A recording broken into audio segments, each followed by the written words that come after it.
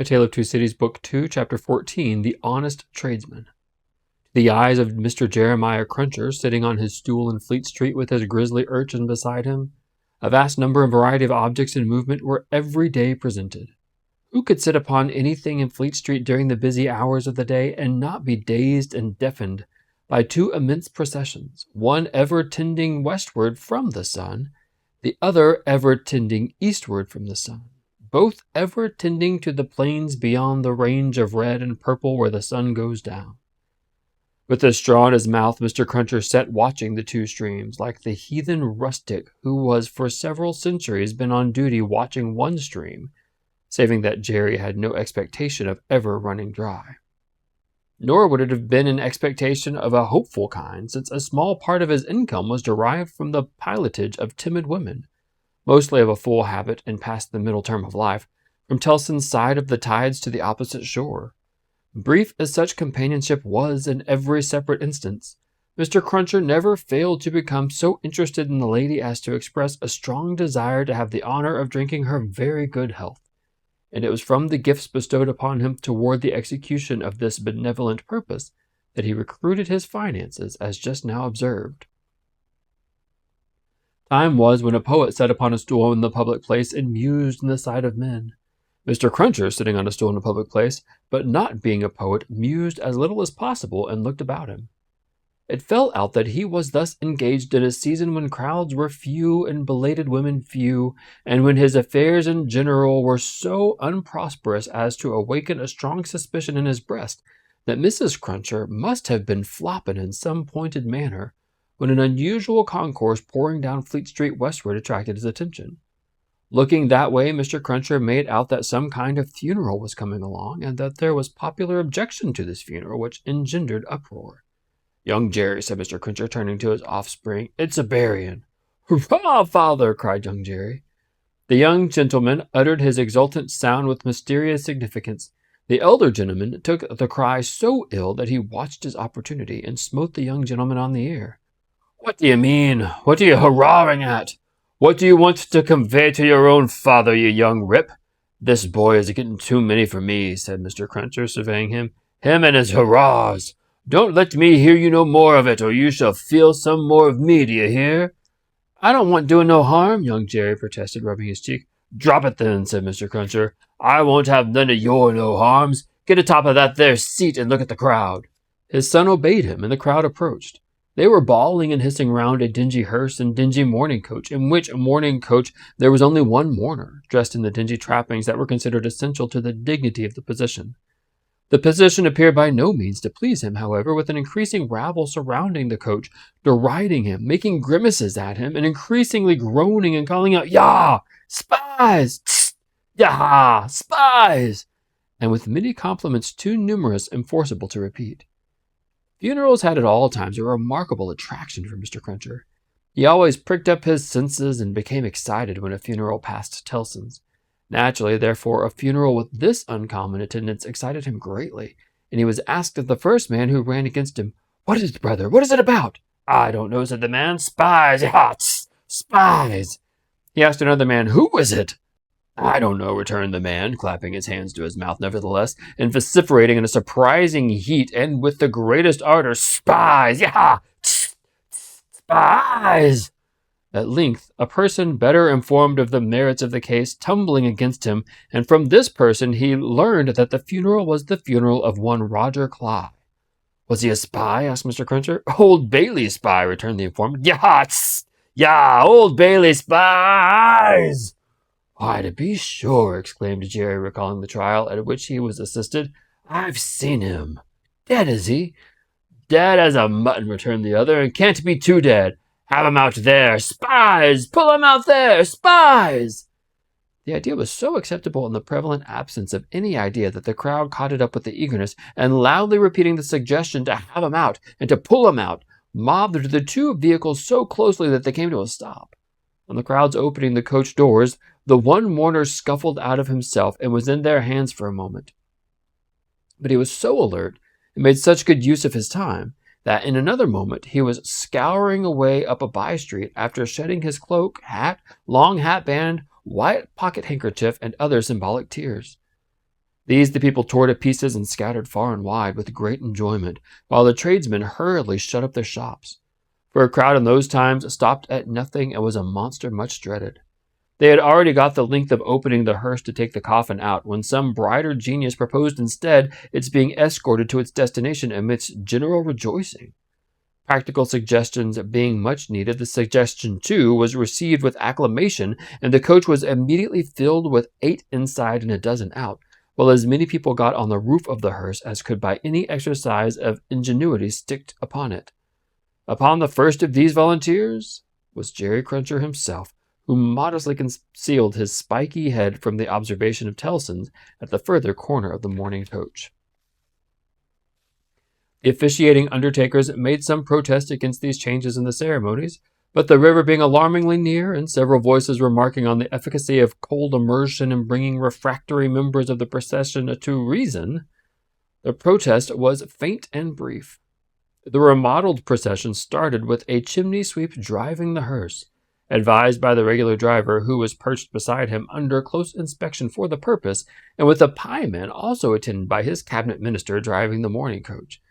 A bear leader, a popular street character of the time, was impressed as an additional ornament before the cavalcade had gone far down the Strand, and his bear, who was black and very mangy, gave quite an undertaking air to that part of the procession in which he walked. Thus, with beer drinking, pipe smoking, song roaring, and infinite caricaturing of woe, the disorderly procession went its way, recruiting at every step and all the shops shutting up before it. Its destination was the old church of St. Pancras, far off in the fields. It got there in course of time, insisted on pouring into the burial ground, finally accomplished the interment of the deceased Roger Cly in its own way and highly to its own satisfaction. The dead man disposed of, and the crowd being under the necessity of providing some other entertainment for itself, another brighter genius, or perhaps the same, conceived the humor of impeaching casual passers-by as Old Bailey spies and wreaking vengeance on them. Chase was given to some scores of inoffensive persons who had never been near the Old Bailey in their lives in the realization of this fancy, and they were roughly hustled and maltreated. The transition to the sport of window breaking, and thence the plundering of public houses, was easy and natural. At last, after several hours, when sundry summer houses had been pulled down and some area railings had been torn up, to the more of the belligerent spirits, a rumor got about that the guards were coming. Before this rumor, the crowds gradually melted away, and perhaps the guards came, and perhaps they never came, but this was the usual progress of a mob. Mr. Cruncher did not assist at the closing sports, but had remained behind in the churchyard to confer and condole with the undertakers. The place had a soothing influence on him. He procured a pipe from a neighboring public house and smoked it, looking in at the railings and maturely considering the spot. "Jerry," said Mr. Cruncher, apostrophizing himself in his usual way, "you see that there Cly that day, and you see with your own eyes that he was a young un and a straight maiden." Having smoked his pipe out and ruminated a little longer, he turned himself about that he might appear before the hour of closing at his station at Tellson's. Whether his meditations on morality had touched his liver, or whether his general health had been previously at all amiss, or whether he desired to show a little attention to the eminent man, is not so much to the purpose as that he made a short call upon his medical adviser, a distinguished surgeon, on his way back. Young Jerry relieved his father with dutiful interest and reported no job in his absence. The bank closed, the ancient clerks came out, the usual watch was set, and Mr. Cruncher and his son went home to tea. "Now I'll tell you where it is," said Mr. Cruncher to his wife on entering. "If, as an honest tradesman, my winters goes wrong tonight, I shall make sure that you've been praying again me, and I shall work you for it just the same as I seen you do it." The dejected Mrs. Cruncher shook her head. "Why, you at it afore my face," said Mr. Cruncher with signs of angry apprehension. "I'm saying nothing." "Well, then, don't meditate nothing. You might as well flop as meditate. You may as well go agin me one way or another. Drop it altogether." "Yes, Jerry." "Yes, Jerry," repeated Mr. Cruncher, sitting down to tea. "Ah, it is yes, Jerry. That's about it. You may say yes, Jerry." Mr. Cruncher had no particular meaning in these sulky corroborations, but made use of them as people not unfrequently do to express general ironical dissatisfaction. You and your eyes, yes, Jerry, said Mr. Cruncher, taking a bite out of his bread and butter, and seeming to help it down with a large invisible oyster out of his saucer. Ah, I think so. I believe you. You're going out tonight? Asked his decent wife when he took another bite. Yes, I am. May I go out with you, father? Asked his son briskly. No, you mayn't go. I'm a-going, as your mother knows, a-fishing. That's where I'm going a-fishing. Your fishing rod gets rather dusty, doesn't it, father? Never you mind. Shall you bring any fish home, father? If I don't, you'll have the shortcomings tomorrow, returned the gentleman, shaking his head. That's question enough for you. I ain't a-going out till you've been long abed. He devoted himself during the remainder of the evening to keeping a most vigilant watch on Mrs. Cruncher, and sullenly folding her into conversation that she might be prevented from meditating any petition to his disadvantage. With this view, he urged his son to hold her in conversation also, and led the unfortunate woman a hard life by dwelling on any causes of complaint he could bring against her, rather than he would leave her for a moment to her own reflections. The devoutest person could have rendered no greater homage to the efficacy of an honest prayer than he did in the distrust of his wife. It was as if a professed unbeliever in ghosts should be frightened by a ghost cry. And mind you, said Mr. Cruncher, no games tomorrow. If I, as an honest tradesman, succeed in providing a gent of meat or two, none of you not touching of it and sticking to bread. If I, as an honest tradesman, am able to provide a little beer, none of you are declaring on water. When you go to Rome, do as Rome does. Rome will be an ugly customer to you if you don't. I'm your Rome, you know. Then he began grumbling again, with your flying into the face of your own victuals and drink. I don't know you scarce you may be the victuals and drink here by your flopping tricks and your unfeeling conduct. Look at your boy. He is yourn, ain't he? He's as thin as a lad. Do you call yourself a mother and don't know a mother's first duty is to blow her boy out? This touched young Jerry on a tender place, who adjured his mother to perform her first duty and, whatever else she did or neglected, above all things to lay a special stress on the discharge of that maternal function so affectingly and delicately indicated by his other parent. Thus the evening wore away with the Cruncher family until young Jerry was ordered to bed, and his mother, laid under similar injunctions, obeyed them. Mr. Cruncher beguiled the earlier watches of the night with solitary pipes, and did not start upon his excursion until nearly 1 o'clock. Towards that small and ghostly hour he rose up from his chair, took a key out of his pocket, opened a locked cupboard, and brought forth a sack, a crowbar of convenient size, a rope and chain, and other fishing tackle of that nature. Disposing these articles about him in skilful manner, he bestowed a parting defiance on Mrs. Cruncher, extinguished the light, and went out. Young Jerry, who had only made a feint of undressing when he went to bed, was not long after his father. Under cover of the darkness, he followed out of the room, followed down the stairs, followed down the court, followed out into the streets. He was in no uneasiness concerning his getting into the house again, for it was full of lodgers, and the doors stood ajar all night. Impelled by a laudable ambition to study the art and mystery of his father's honest calling, young Jerry, keeping as close as to the house fronts, walls, and doorways as his eyes were close to one another, held his honored parent in view. The honored parent, steering northward, had not gone far when he was joined by another disciple of Isaac Walton, and the two trudged on together. Within half an hour from the first starting, they were beyond the winking lamps and the more than winking watchmen, and were out upon a lonely road. Another fisherman was picked up here, and that so silently that if young Jerry had been superstitious, he might have supposed the second follower of the gentle craft to have all of a sudden split himself in two. The three went on, and young Jerry went on until the three stopped under a bank overhanging the road. Upon the top of the bank was a low brick wall surmounted by an iron railing. In the shadow of the bank and wall, the three turned out of the road and up a blind lane of which the wall, there risen to some 8 or 10 feet high, formed one side. Crouching down in a corner, peeping up the lane, the next object that young Jerry saw was the form of his honored parent, pretty well defined against a watery and clouded moon, nimbly scaling the iron gate. He was soon over, and then the second fisherman got over, and then the third. They all dropped softly on the ground within the gate and lay there a little, listening perhaps. Then they moved away on their hands and knees. It was now young Jerry's turn to approach the gate, which he did, holding his breath. Crouching down again in a corner there and looking in, he made out the three fishermen creeping through some rank grass and all the gravestones in the churchyard. It was a large churchyard that they were in, looking on like ghosts in white, while the church tower itself looked on like the ghost of a monstrous giant.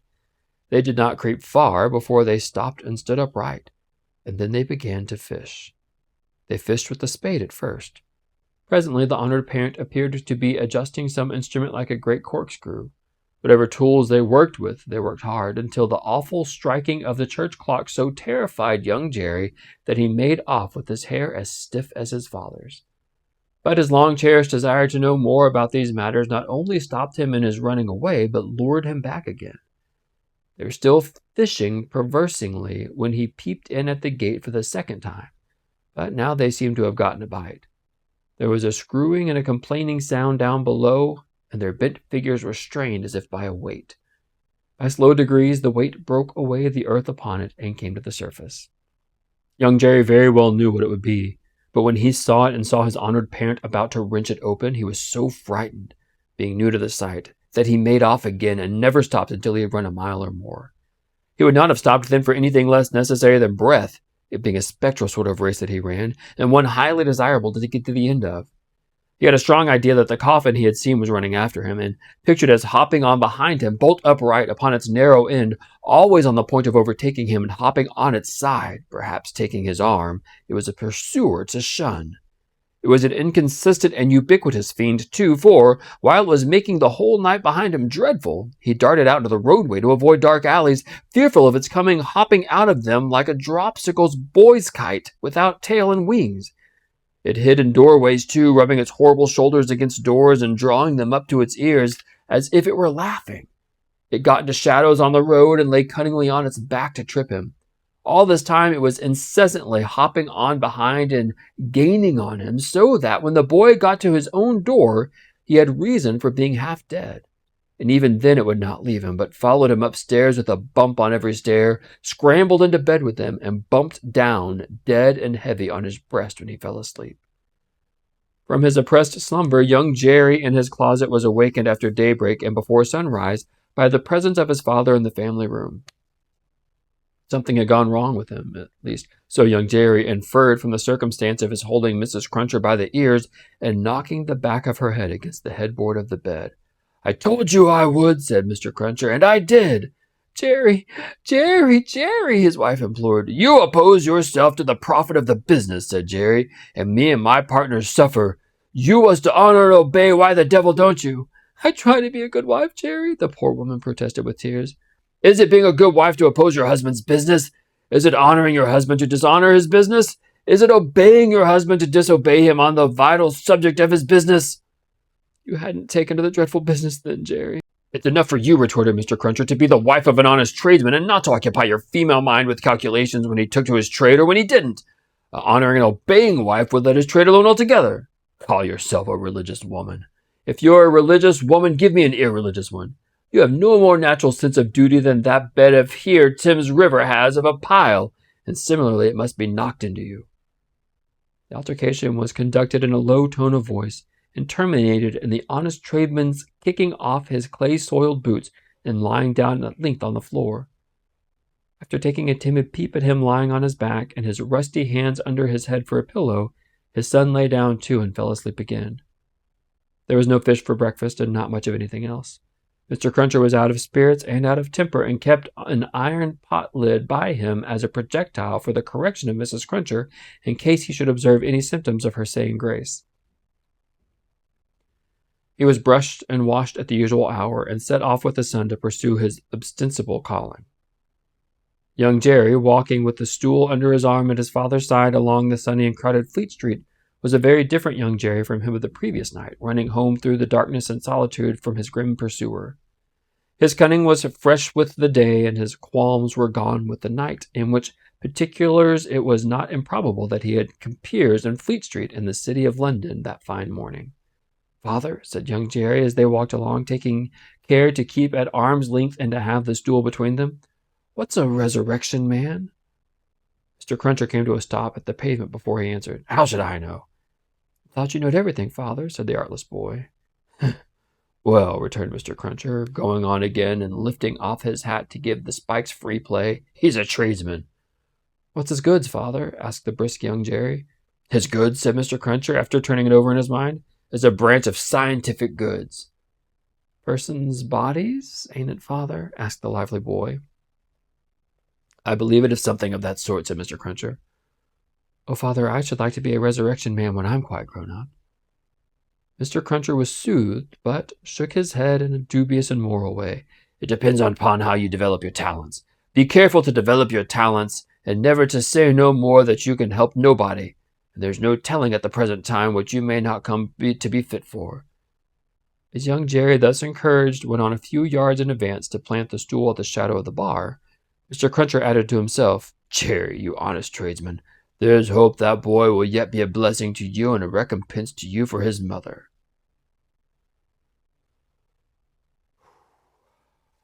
This is a challenging chapter. While the mystery of the first half of the chapter is intriguing, the traumatic events of the end of the chapter are awful. So, we've got this funeral procession that gets overtaken, and we see Jerry Cruncher and this Roger Clyde character who was mentioned earlier in the story, and he's a spy, and they proceed on to the burial. And then we get to Mr. Cruncher at home, and he's hollering at his wife for flopping, which has to do with praying. And he says that whenever he has an unlucky day or an unlucky night, or he doesn't do well with work, he blames his wife's praying for his misfortune. So that begs the question of why would her praying prevent him from being successful? So that kind of implies that what he's doing is wrong. The riot scene, I think, is quite interesting and fascinating. They definitely turn into a mob mentality. He sends his son and wife off to bed, and then he gathers his things to go fishing. His son sneaks out and follows him. 2 more men join along, and they end up in a graveyard digging up a grave. And we find out, it's implied at the end of the chapter, that Jerry is a resurrection man who digs up graves and sells the bodies to science. And his son is interested in becoming a resurrection man, which seems to make him proud. Of course, the very disturbing part is the detail of the abuse between Mr. Cruncher and his wife. It's hard to read. It's painfully graphic, I think, and disturbingly realistic. And you have the child watching it, and we'll see throughout the book how young Jerry responds to the abuse that he witnesses at home. Remember that nothing in Dickens' writing is a mistake. While he is wordy and verbose, it's all intentional. So we'll see how all of this ties into the plot as we continue.